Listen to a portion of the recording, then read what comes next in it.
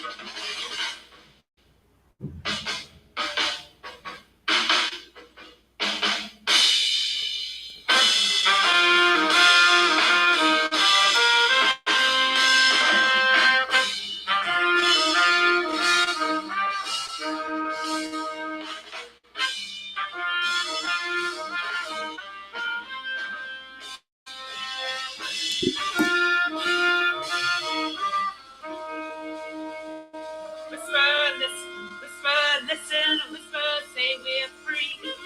Rumors flying, must be lying, can it really be? Can't conceive it, don't believe it, but that's what they say.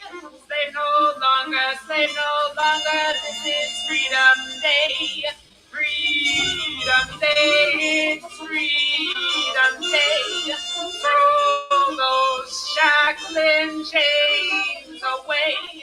Everybody that I see says it's really true. We're free. Freedom Day, it's Freedom Day. Freedom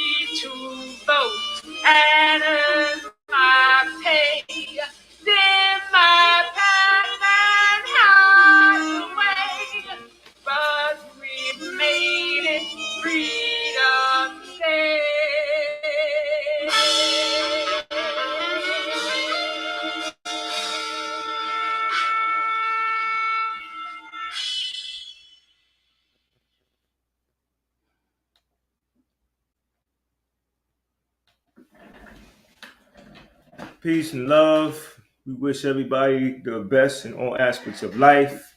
Remain safe. Welcome again to the Northeast Political Prisoner Coalition podcast, aka the NEPPC podcast. My name is Brother Frank. I'm with my uh, brother and former political prisoner, Abdul Haq Islam. Today's episode, we celebrate Juneteenth. What's the significance of Juneteenth, and how does it relate to the political prisoners? We entitled this episode "Liberate Our Liberators" because our political prisoners we recognize as freedom fighters, as our liberators. Um, whether you're talking about the time that Frederick Douglass existed, or you're talking about our current time when Mumia Abu Jamal exists, they both stand for the same principles. That's why we can't talk about one without talking about the other. And so we have to continue to fight. And if we want to accept our freedom or any part of our victories towards getting freedom, which is the ability to control one's or group of people's destination on an everyday basis without any interruption from anybody who is not with us or considers themselves part of us. So we are advocating for a group interest. And when we proceed to struggle for that level of freedom, we have to talk about those who made sacrifices, those who are martyrs, and those who are currently incarcerated. We have to bring their names up because we can't ignore them. We can't forget them. We have to make sure that they're involved. So my brother Abdul Haq Islam is going to go into the history at this time of Juneteenth. Peace and love, Black Power, brothers and sisters. And talking about Juneteenth, I've heard of various announcements of Juneteenth over the radio, and not one time yet have I heard in these announcements the significant aspect that it was Black people, armed soldiers, 300,000 armed Black soldiers that actually won the war and ended slavery. President Abe Lincoln said that without the Black soldiers, that the North would lose the war. And so it's very, very important that we understand that we freed ourselves through our own hands. You know, do not be confused. Don't get history twisted and think that it was some humanitarian impulse from the capitalist system, which slavery wasn't nothing but capitalism. The historical fact is that there was a change in the economic system. It was more efficient for them to establish capitalism than slavery, and that is why the root cause of the Civil War. But the important aspect for Black people to understand is that it was the brave Black soldiers, 300,000 Black soldiers, that actually won our freedom. Like I said, I've heard a few radio stations talk about it. I would, guess that cross country, not too many radio stations mention that very, very fundamental and important point. I never came across that in any educational setting that I've been in. No classroom has given me that information. I've had to discover that, and the revolutionaries had to discover that through our own independent study.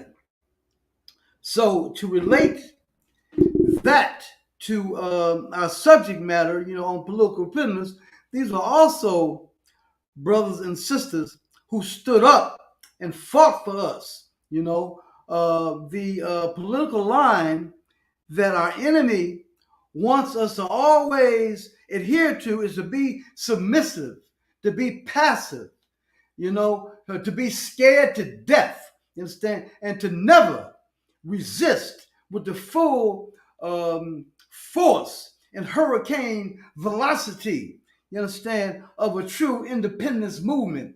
That is what our enemy wants for us. But we've won our independence, through standing up and fighting. So I want to talk about some of our captive soldiers, who exhibited this and carried out this mission to free our people. I'll start with the what they call the Virgin Island Five. These were some brothers who now are serving 8 life sentences, and each have been down 44 years. I have to read this out to make sure I get it right. Abdul Aziz, Hanif Shabazz Bey, and Malik Smith, Virgin Island Five. I looked up the history of the Virgin Islands, and they have a proud history of standing up, of being strong against oppression and slavery. There was sugar plantations in the Virgin Islands, and the people of the Virgin Islands rose up and freed themselves in 1854. And after that, there was many successive uprisings among the people of the Virgin Islands, and the Virgin Island Five shared that culture, that history of resistance, that strength of person, strength of being. You understand? And this is who they are, and this is why they were apprehended, and while now they've been in prison for 49 years with 8 life sentences. Also, we'll talk about Kojo Bomani, a brother who now is serving 55 years, convicted of expropriations, from a bank, and attempted escape with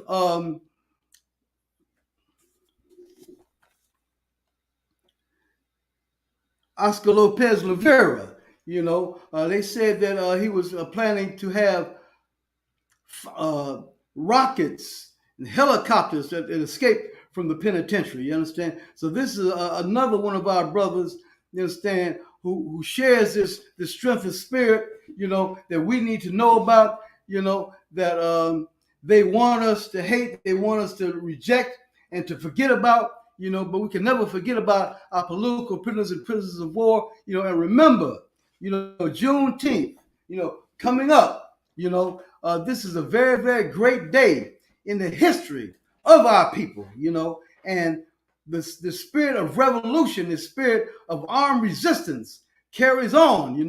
We just to mention that the British, they claim, the history claims that for some humanitarian impulse, they ended slavery, but the true history, as shown by Gerald Horne in his book, The Counter-Revolution of 1776, shows that the British ended their participation in slavery because they felt their money was going down the drain because there were so many slave uprisings, So it's just very, very important that we have true history, real history, and during this period of time, when there's many dates of commemoration, you understand, and consciousness for our people, we take charge and give the history and tell the truth, the truth against the lies, that is told to us by the enemy being in control of our education, you understand, and our culture. Black power, brothers and sisters.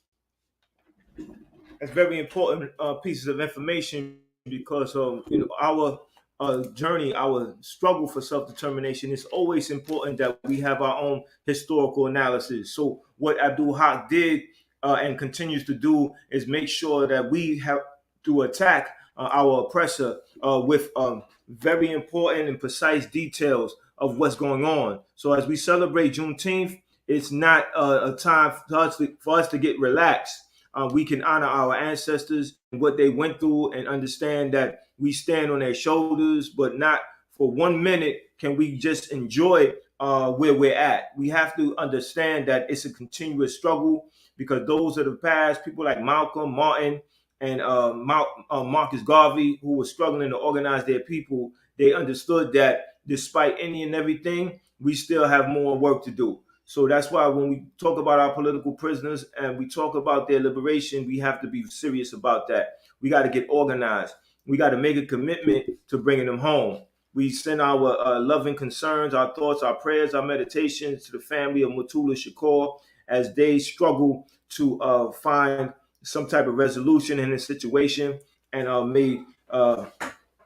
may we all aid them in any and every way possible to bring this brother home, because he should not die in prison. And that's why when we come on every Wednesday, we make sure that we are strong on the line of don't let political prisoners die in prison.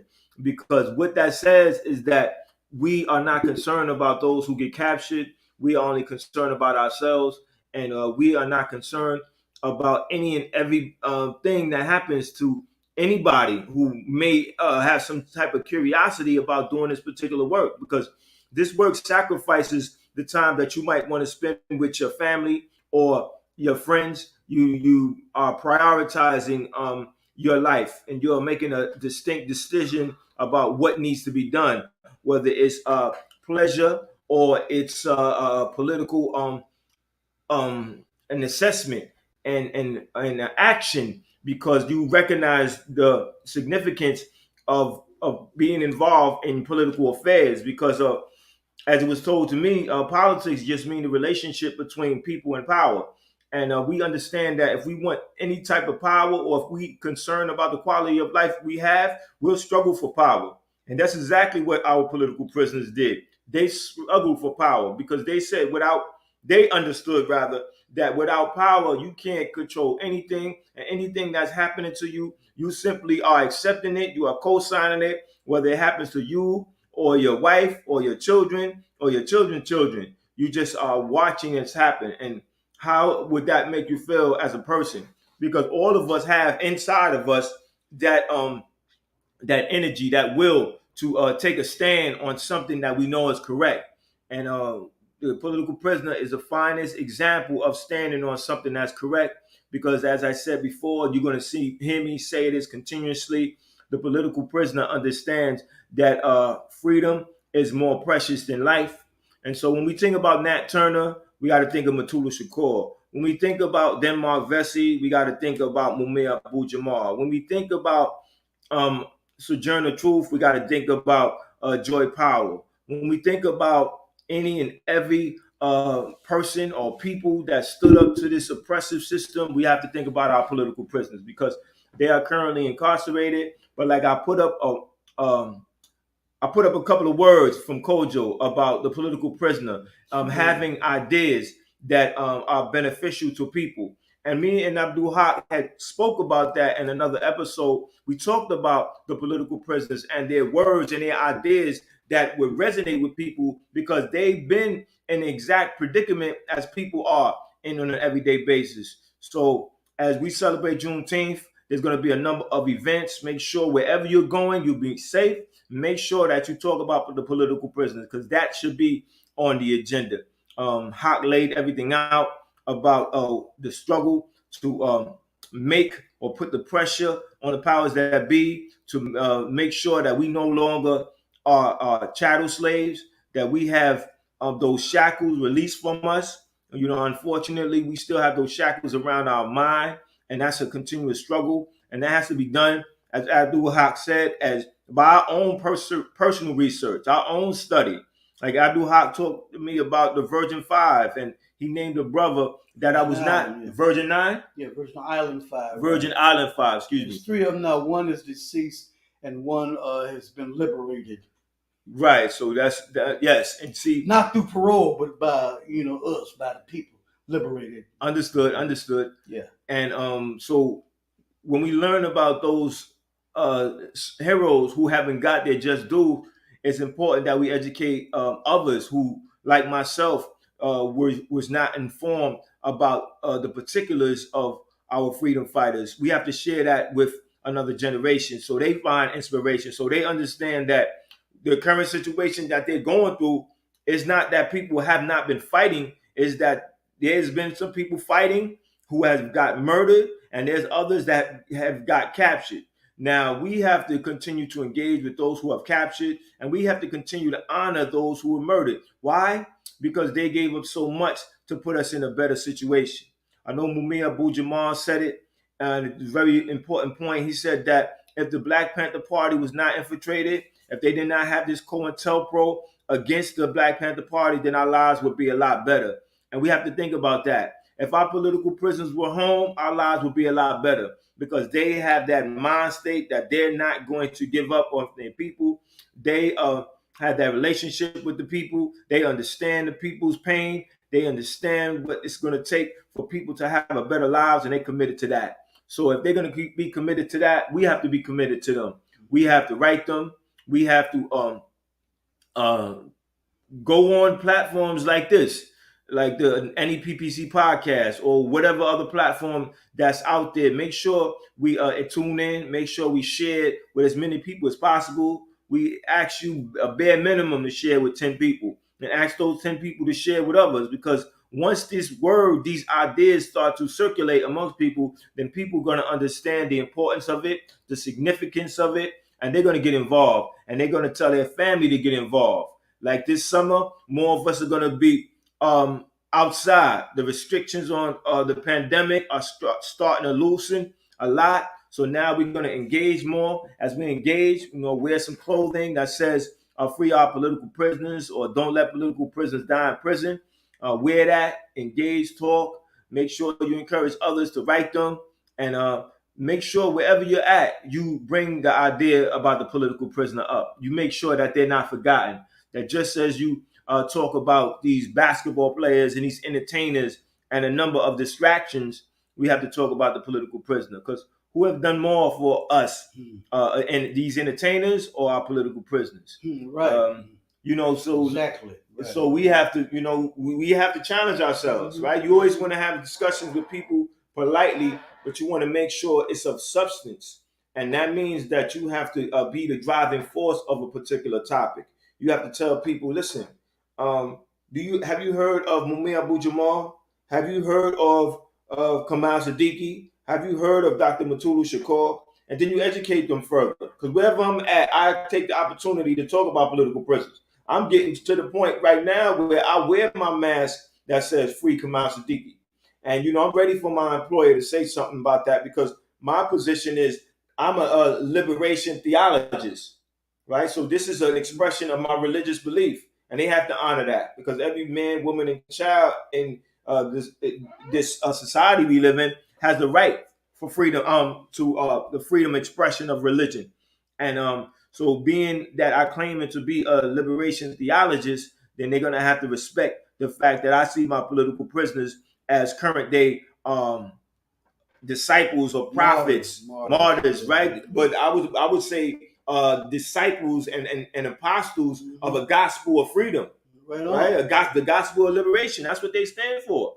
And I'm gonna honor them. I'm gonna honor that. So when I'm at my job, I got a button on and I got the mask on that says "Free Kamal Siddiqui," because I want to put that word out there, and people who see me ask me occasionally, "Who is that?" or "What is that about?" And then I could go further and further with that, because I know for you to get your liberation, I know that people remain creative, right? I seen that there was pictures about you on the streets, right? On the streets, right? So speak on that for a minute about the people's campaign to free you, because as we celebrate on Juneteenth, we also got to celebrate our political prisoners coming home. So we got to celebrate you coming home, brother. Yeah, bro, the people looked out for me, and I really, really appreciate it. You understand? The people kept my name alive out there, had my posters out there, various newspapers, on the radio, campaigns, gatherings of people, and I really, really appreciate that. And that's what our people need to do for those who fought for our liberation. Not one time has the system, because of the system, granted us anything, any relative advances that we've ever made as a people has come because of us fighting against the system, you understand? By them liberated minded people, and we can never abandon the spirit of liberation, like the enemy wants us to do. The enemy wants us to be very, very complacent, to be scared to death, you understand? To see him as omnipotent and godlike, have us bow down, prostrate, you understand, make prayer, to the enemy, and think there's nothing we can do about our situation, and our liberators, you understand, have always fought against that poison culture, against that reactionary culture that too many of our people take up in terms of being Uncle Toms and black Sambos and race traders. So we must honor those, who have exhibited honor, dignity, fortitude in the face of overwhelming odds, have never given up, who have realized what has to be done and have done that, to fight for our freedom, so that freedom now is a very, very precious word among our people, among black people. Freedom is a treasure, something Yes. that we love, and among the people in America who fight for freedom, our people, black people, are foremost among those who fight for freedom. You ask about freedom fighting in America, you know about black people. Yes. Yes. And we got to carry on this tradition, as Sister Sas Shakur said, carry on the tradition, carry it on. And this is who we are. So we have to be conscious of this. You understand, and keep this spirit alive and growing. You understand, in the black community of fearlessness. You understand, of total devotion, of love for our people. That's the secret.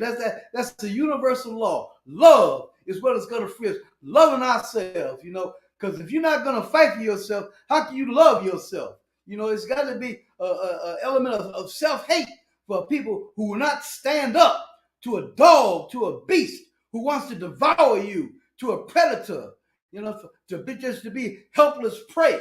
That has to be self-hate. So we love ourselves. We won't be in that situation. So we must spread this spirit, this resistance. It's got to grow. And part of that resistance is just like the people looked out for me. You understand? You people out there got to carry that on, to look out for our liberators. As part of us being liberated is to liberate our liberators. Power to the people. Power to the people. And I want to apologize for my moment of what they call that senior moment. I know the name Oscar Lopez Rivera as much as I know my own name. Yes. And somebody told me that I need to take some ginkgo biloba, and the sister said, "Don't forget to take it." Right, exactly. So we know Oscar Lopez. We salute Rivera. I know I read his book, and he took a very important, definitive position when it came to the independence of Puerto Rico, because he understood that Puerto Rico had the right to be self-determinated, and the right to self-determination. And self-determination is the right to exist. And then, so he was willing to go all the way out for that and express that. And he had solidarity with people of African descent who were struggling for the same thing. And I think that when we talk about our political prisoners, we talk about our liberators, we have to educate ourselves on what's going on around the world, because all of these ideas and all of these struggles are related. And we have to have solidarity with our people, our comrades, and we have to make sure that we're in tune with them and support them for as long and how often as we can. We have to have the resources. The resources, I think, are primarily the people support. That's right. The people who have various talents. Right. Those various talents. If you're an artist, you can draw a picture of a political prisoner, create an NFT. If you're a singer, you could create a song about political prisoners, have a screen, you can perform it, take donations. Do you. Whatever you do. If you're a poet, write poems on political prisoners. So you could wake people up, and there's a number of things you can do. If you make clothes, you can make clothes that have the pictures or the quotes of political prisoners. Some. And I think that's very important. Exactly, right. Man. I take this very seriously, and I express it amongst my family. Let my family know what I'm doing, and I ask for their support. And I was very happy and took them back when they supported me raising some funds for Jalil Abdul Muttaqin when he came home. So we can do something wherever we're at. And I think what we have to do is express that undying idea, that undying spirit like the political prisoner has. tonight at 7 p.m. at New Canaan Baptist Church. That's 135 Jefferson. There's going to be a showing of Eyes on the Prize 2, which is a documentary dealing with the struggle of Black people for power. There's a strong campaign of brothers, myself and Abdul Haq included, that are addressing these killings, these senseless acts of violence in our community. So we are encouraging brothers in particular and the black family, the Black community as a collective to come on out and tune in, because we have to stop these killings. And the ideas of Joy Powell, I reflect on that because she was determined to interrupt these violent acts that was going on. And Matulu Shakur, he took a position against those violent acts that was going on in the community. And we have to honor them. And Mumia Abu Jamal, even in his incarceration, he made statements regarding the acts of violence that was going on. And I think that all of them had an expression. The idea of interrupters came from Imam Malik through his daughter. You understand? Imam Malik, formerly known as Jeff Ford, leader of the Blackstone Rangers in Chicago. You understand? The idea of interrupters, was generated through his offspring. You understand? So, so we doing the work out here, and we need the people to get involved. The brother talked about Black power. The political prisoners were about self-determination, bringing power to the people. You understand? So if you love yourself, you got to love Black power. So the fight to freedom for political prisoners is a fight for Black power. Remember, Stokely Carmichael, known as Kwame Ture, passed away, but, he coined the term Black power. So let that term ring in our hearts and minds. Black power, freedom all, Black power. And that's very important when you bring up the name Kwame Ture, because aka Stokely Carmichael, because another idea that he was known for is organizing, right? He would say organize, organize, organize. Yeah. And when we are talking about political prison, we're talking about organizing. And what that means is making a commitment to an idea and making a commitment to being somewhere at the time that you say you will be there to carry out a particular idea. Because what use is an idea if it just stays in your head, if it doesn't come out and express in the material world? You have to engage with others who might have similar points of view, or even if they don't have the same view you have, but struggle with them. Struggle to make what you think is correct happen. And that's why we're out here doing the podcast every week at 12 o'clock. And that's why we ask people to share with at least 10 people, because we all can do something. And us talking about free them all and just saying that and don't have no organized action is not going to bring us that goal that we're striving for, which is to free our political prisoners. Yes, they are political prisoners, and they're not like what the state said, which is terrorists. What you was about to say, brother? Oh, I was just about to say, share with 10 people, but in the spirit, y'all heard of the pyramid, right? What they call a Ponzi. But I want to put a legal spin to that. You tell 10 people to each tell 10 people, and for that 10 people, each tell 10 people, and for them to tell 10 people, and on and on and on and on. You understand what I'm saying? To multiply this message, this very, very important message, among our people. This message is just as important as any other struggle we've ever had for voting, to stop the violence against us. Every struggle we've been involved in, you understand, this struggle is paramount, just as important, because our political prisoners have been involved in each one of those struggles. Education, yes. To stop the violence against us, yes. voting, yes. all of that, racism, the idea, police brutality, the idea from the so-called slave master that we are low lives, that we animals. You understand? That we have no honor, no dignity. We got to fight against that. And part of that fight is that we don't accept, what the enemy determines our mindset should be. We are self-determining, that we fight hard against a political line from the enemy, have the enemy decide that our lifespan will be 20 years less than the lifespan of a white person. We got to fight for our life. You understand? So let's fight for those who fought for us, who fought to save our lives, fight to save our own lives, well, what's the call? Free them all.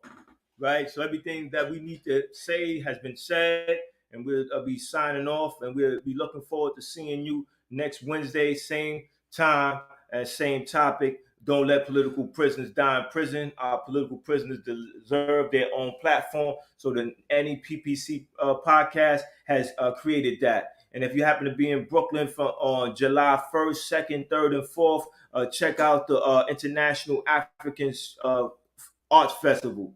It's in Brooklyn, New York. Oh, yeah, on that point. Look, remember, the 4th of July is not your holiday. The 4th of you a doggone lie. I don't want to say that DAM word, but the 4th of you a doggone lie. Our day is Juneteenth. You understand? The day that we was really liberated. On the 4th of you a lie, you understand? The main people are talking all that liberation and how much they love humanity. They was committing some of the worst atrocities in the history of the world. The very same people, they're talking about the 4th of you a lie. Black power. Black power. All right, so you know how we close off with our brother in the struggle, Killer Mike. Killer Mike. As well, and I have to give the credit to this idea of Miss Kathy Hughes of Radio 1. She's like, Michael, it is time that you guys organize a fund to set aside to help people who sacrifice for our freedom. Meaning, every time something happens, I hear this. Why don't the gang bangers jump up and do something for us? Why don't you kill them? You kill each other. And I say to myself, when is the last time you sent money to Assata Shakur? When is the last time you sent money to Matulu Shakur? When is the last time you sent money to Mumia Abu Jamal or Larry Hoover or Jeff Ford or Leonard Peltier? When is the last time you have made it your business to send money to a revolutionary or a hoodlum that has helped us? And until we start to do that, how can we ask these young men to be warriors? Because if they do it in the name of the hood, at least the hood gonna honor their name always. At least the hood gonna make sure at least their children got something or their mama's house is looked after. As a community, if we're going to ask people to bungee jump for us with no cord, be prepared to take care of them when they get a life sentence.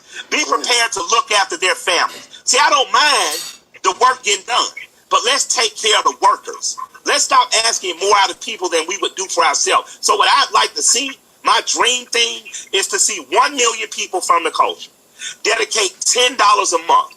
That's $10 million a month, $120 million a year toward taking care of civil rights leaders who have worked on our behalf and are elderly now and don't have to take care of themselves, like Rosa Parks, whose rent was paid by the owner of Little Caesars Pizza. We should have had a fund to make sure that she never had to worry about that again in her life. We should have a fund that makes sure money makes it to Assata Shakur, and Matulu Shakur has legal representation and food, and Leonard Peltier, who has diabetes in jail, can get insulin and taken care of. And until we start doing it, $10 a month is about what you pay on a couple fast food restaurant visits. So if 1 million of us do that for the rest of our life, look at how well we'll be taking care of the people that we're asking to sacrifice on our behalf. I agree. And recently